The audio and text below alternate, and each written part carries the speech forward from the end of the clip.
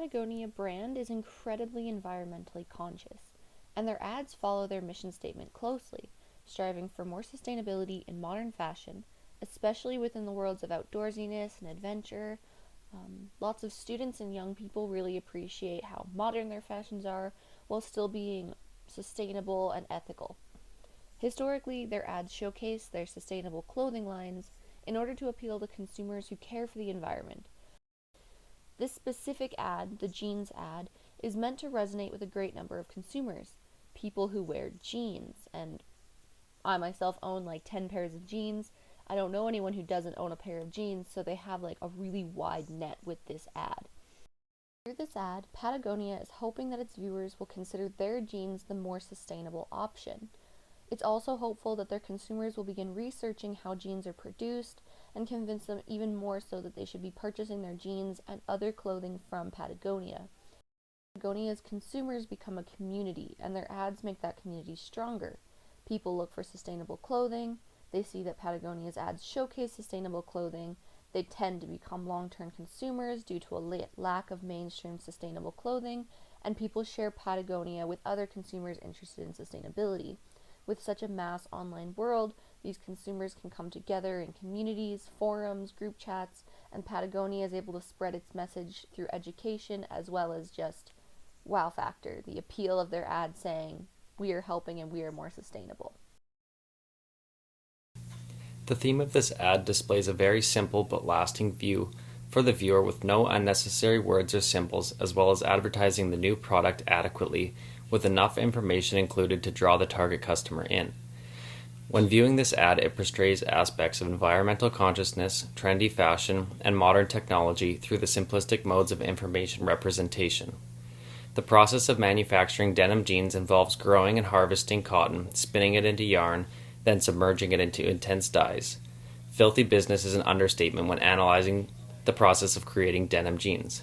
The copious amounts of pesticides and herbicides used when growing the cotton, along with the various chemicals used in the dyeing process, just skim the surface of the true impact of traditional denim jeans have on the environment. Patagonia uses 100% cotton among their products and continues to use it in their new line of jeans. By utilizing the same materials their customers have known and loved for a long period of time, it would make sense to utilize it in their jeans and generate more customer loyalty. Environmental consciousness has become an important topic of interest for many customers over the past decade and continues to be a primary driving force for many industries. The ad targets consumers based on true emotion and showing support for the earth rather than creating a materialistic and physical attraction to the product. Many consumers of Patagonia clothing are extremely passionate about saving the environment, therefore, targeting strictly emotions, they are more inclined to support the new product. The main takeaway of this ad is that the new line of jeans is made with a new and innovative dye process, along with 84% less water required for production, which conforms to Patagonia's mission statement, "We're in business to save our home planet," and further strengthens the argument displayed in the ad, "Denim is filthy business."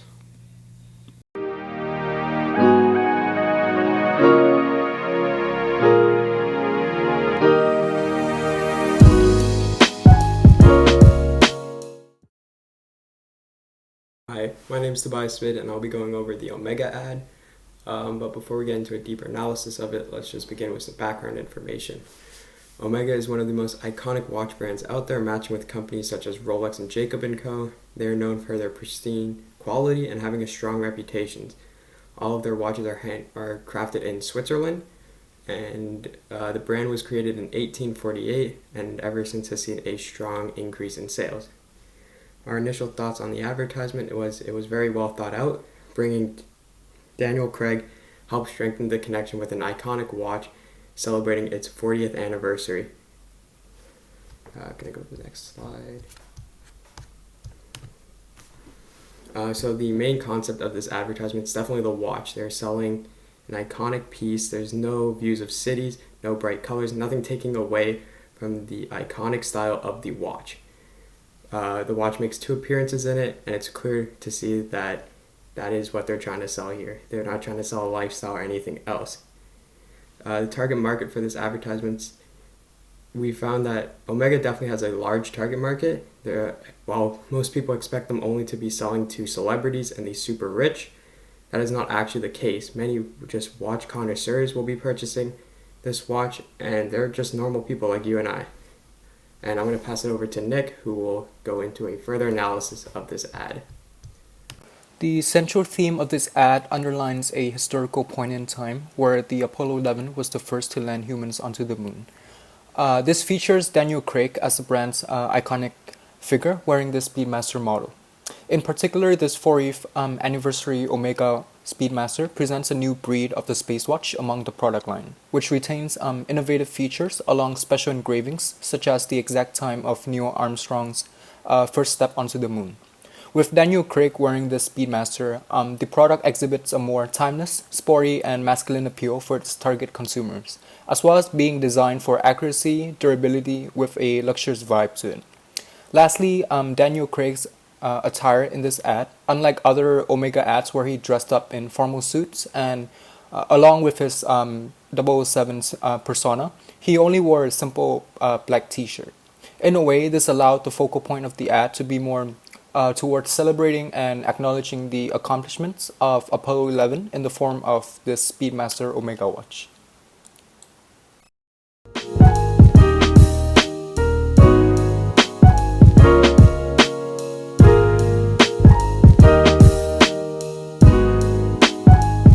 The overall theme in this ad is to show kids that edible gummies are not as innocent as they appear. What is considered to be a playful, vibrant treat can inevitably cause more problems than bargained for. The ad is urging kids to be more aware and careful with their decisions as they go on in life. A lifestyle is being marketed in this ad. Rather, the marketers are using dark humor to push young children away from cannabis use, showing that a small gummy bear, which is personifying and edible, can kill a dinosaur which can be related to yourself. The ad is urging parents to take matters into their own hands and show the dangers of cannabis edibles, even though they look harmless and delicious. Anti-drug PSAs have been around for decades now. They serve to inform the youth about the harsh reality of drug use and the roads it can lead to. Though its purpose and message has been delivered over the years in many different fashions, years ago schools would have the RCMP and different anti-drug organizations come in and inform the kids about the dangers of cannabis, among other drugs. Because individuals do not consider using cannabis products till around middle school, an argument can be made that this commercial was targeted at all ages. Though I believe it is more aimed at the younger generations and those who are considering trying cannabis products such as edibles, it was also targeted at all socioeconomic levels and pertains to Canadians. Since it says talk with your kids in the advertisement, it is also targeted at the parents of the children who would be at risk of trying edibles. It urges them to have a conversation with them about the dangers and repercussions cannabis can have on their lives.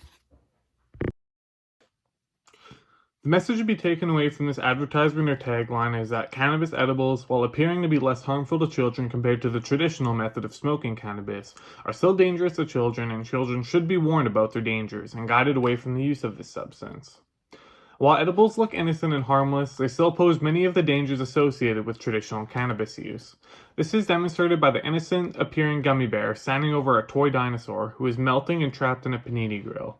The gummy bear is bright blue, which may appear more inviting to children, and the scenery around the main focus is brightly lit and lightly colored, giving it a less threatening atmosphere. This juxtaposition of a brightly colored scene and friendly-looking characters with the dark, disturbing actions being committed in the scene effectively demonstrate the deceiving nature of cannabis edibles to children, and gives a reason to parents on why they should educate their children about the dangers of this substance. The target segment of this advertisement, that being the Canadian parents of at-risk children and those at-risk children themselves, would mostly endorse this message, but there would be some of the at-risk children that may have the opposite reaction that the advertisement is trying to encourage. This would be because if some at-risk children have already tried these edibles and their experience doesn't match with the way the advertisement portrays them, they may be inclined to think that this company is lying to them and they should do it more. On the other hand, I think it is a safe assumption to make that almost all parents wouldn't want their children using cannabis edibles. So by raising awareness to parents that they need to have these conversations with their children, it creates the desired result the advertisement is attempting to encourage. And the location of this photo shoot appears to be on a kitchen countertop. And the appeal being used in this ad is most definitely fear, since it is showing dark imagery of a dinosaur being melted alive by a presumably cannabis edible gummy bear. This ad hopes to scare kids away from using cannabis edibles, and hopes to scare parents into making sure that kids don't use them either. While this tactic can be effective to a degree,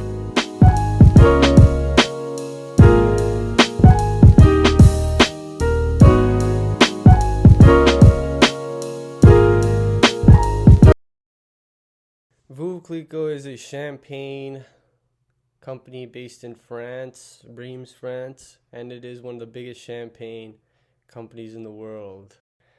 I'm not the biggest fan of the ad because, nothing's really memorable about it besides maybe the flower on the box, left to the bottle. The overall theme of this ad seems to be simplicity. Now, another reason they chose the artist was also not to do with his name, but the type of artwork he had. If you look in their packaging of the bottle, which is bright orange, yellow, blue, very abstract, neon-like work, you'll notice that they're trying to appeal to a younger crowd as well. It's not like a typical cuvée where a lot of the champagnes are from France, very modest, very neat looking, you can say, but it's very out there. Now, Veuve chose the younger customer segment, and now not young as in teenagers who will go and buy Veuve for a party or anybody who goes out to a casual dining area, but younger crowd as in people in their 20s, 30s who are looking to impress. The tactic they used in marketing this was the luxury appeal. There was no, Veuve has a price tag. There was no price adjustments for this customers. It wasn't a price brand that they were, a price battle that they were fighting. It was a luxury line that they were releasing, and they did so with the collaborator Yao. That created ultimate brand presence, and in return, it created a strong marketing campaign by Veuve. Now, Veuve has many different lines, the two most popular being the Clicquot and the La Grande Dame, first being Clicquot, but this was another hit from Veuve because in their collaboration they were able to further establish themselves in the market as being very competitive when it comes to, luxury line of bottles. Now another luxury line would be Dom Perignon, but that in itself is a higher class of champagne, but it is the same type of marketing that they're doing. Hope this was a good analysis on the ad, and thank you for watching.